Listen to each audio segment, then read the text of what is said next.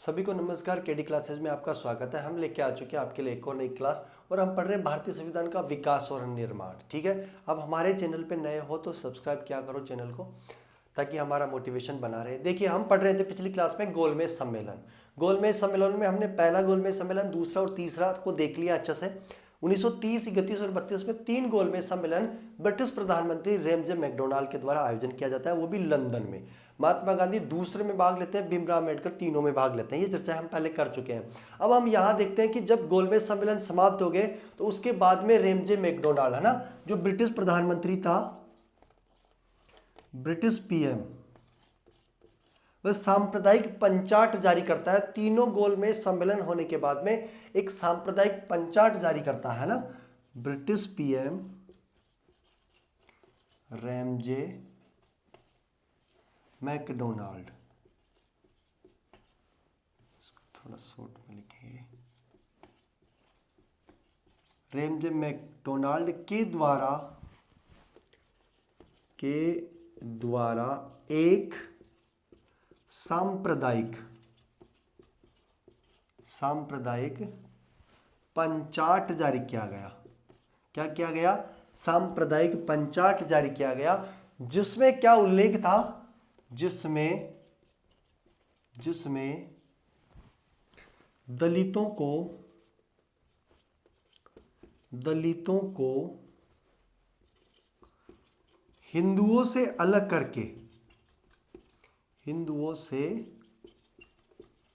अलग निर्वाचन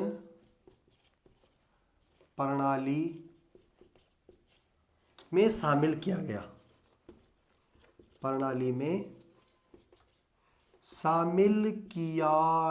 अब आप ये समझो, मैं इससे पहले आपको थोड़ा पीछे लेके चलता हूं। 1909 का मार्ले मिंटो अधिनियम आया था, वहां पर भी सांप्रदायिक निर्वाचन प्रणाली आई थी। याद करो, 1909 के अधिनियम में जब सांप्रदायिक प्रणाली आई थी तो उस समय क्या किया गया था कि मुसलमानों को अलग से निर्वाचन क्षेत्र दिया गया था।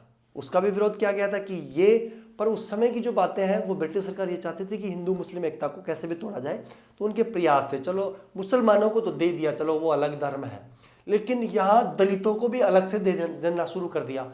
ऐसे धीरे धीरे करके तो बट जाएगा ये भारत, समाज में, समुदायों में बट जाएगा, जाति विशेष में बट जाएगा। ये बात गांधी जी को पता चली कि तीनों गोलमेज सम्मेलनों का परिणाम निकला है कि अब दलितों को भी क्या करने लग गए, अलग से निर्वाचन क्षेत्र देना शुरू कर दिए। गांधी जी फिर आ गए गुस्से में और उन्होंने फिर से सत्याग्रह शुरू, अनशन पे बैठ गए साहब, पूना जेल में जाके बैठ गए, वहां पर अनशन शुरू की। जब तक हिंदुओं में रहकर ही दलितों को नहीं दिया जाएगा आरक्षण, तब तक मैं अनशन पे रहूंगा। इस बात का पता चलता है भीमराव अम्बेडकर को, राजेंद्र प्रसाद को। राजेंद्र प्रसाद जी फिर आते हैं और क्या करते हैं, पुनः समझौता करवाते हैं, महात्मा गांधी को पानी वानी पिलाते हैं। आगे देखते हैं, ये तो सिर्फ बातें हैं, इसके आगे हम पढ़ेंगे कि इसका परिणाम क्या निकला। दलितों को अलग से आरक्षण दिया गया निर्वाचन प्रणाली में, इसका विरोध किया गया। चलो कोई बात नहीं, मुसलमानों को दिया कोई बात नहीं, लेकिन आप दलितों को भी हिंदुओं से अलग कर रहे हो, ये गांधी जी को अच्छा नहीं लगा। फिर गांधी ने सत्याग्रह शुरू कर दिया, आमरण अनशन शुरू कर दिया, और फिर समझौता हुआ, पूना पैक्ट, या उसे कहते हैं पूना समझौता। ठीक है, हम देख रहे हैं पूना समझौते के बारे में। पूना पैक्ट, जिसको पूना पैक्ट के नाम से भी जाना जाता है ना, पूना पैक्ट, या इसी को कहते हैं पूना समझौता। पूना समझौता, ठीक है, पूना पैक्ट या पूना समझौता। देखो होता कब है ये, 1932 में। ठीक है, क्योंकि 1930, 31 और 32 में जैसे ही गोलमेज सम्मेलन समाप्त होते हैं, उसी में जारी कर दिया जाता है, और उसी वक्त जैसे ही गांधी जी सुने शुरू, ये दिसंबर की बातें हैं तो गांधी जी शुरू कर देते हैं। ठीक है, अब देखो होता क्या है, पुनः समझौते में क्या होता है, जैसे ही गांधी जी आमरण अनशन पे रहते हैं तो राजेंद्र प्रसाद भीमराव अम्बेडकर को कहता है कि आपने जो ये करवाया दलितों को अलग से आरक्षण देने की जो प्रवर्ती निर्वाचन प्रणाली दी है वो सही नहीं है। गांधी जी इसका विरोध कर रहे हैं, आप चलो उनसे बात करो कि क्या है क्या नहीं है, उसको मनाओ। और इसीलिए फिर राजेंद्र प्रसाद के प्रयासों से, है ना, भारत के प्रथम राष्ट्रपति राजेंद्र प्रसाद के प्रयासों से भीमराव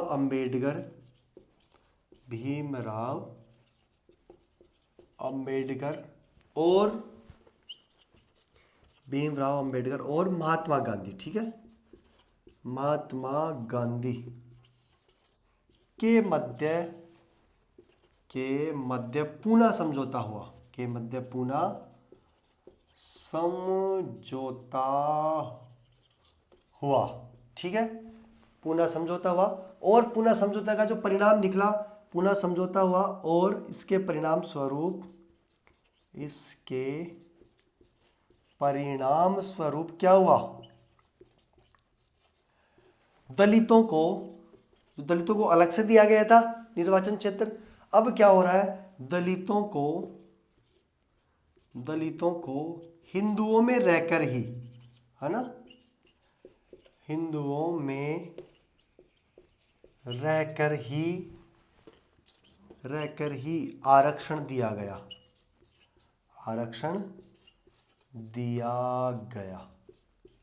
ये हुआ पूना समझौता। पूना समझौता 1932 में होता है, भीमराव अंबेडकर और महात्मा गांधी के मध्य होता है। प्रयास किनके, प्रश्न आया हुआ है किनके प्रयासों से पूना समझौता हुआ, तो राजेंद्र प्रसाद के। और इसी पूना समझौते का परिणाम स्वरूप निकल के आता है कि दलितों को हिंदुओं में रहकर ही आरक्षण दिया जाएगा, कि जो भी ये निर्वाचन क्षेत्र में लड़ेंगे हिंदुओं में रहकर करेंगे, अलग से इनके लिए कोई क्षेत्र निर्धारित नहीं करेंगे, ठीक है। इसका स्क्रीनशॉट ले लेंगे। आप चैनल को सब्सक्राइब करो, आपका बहुत आभार रहेगा। मिलते हैं अगली क्लास में। जय श्री राम, राधे राधे।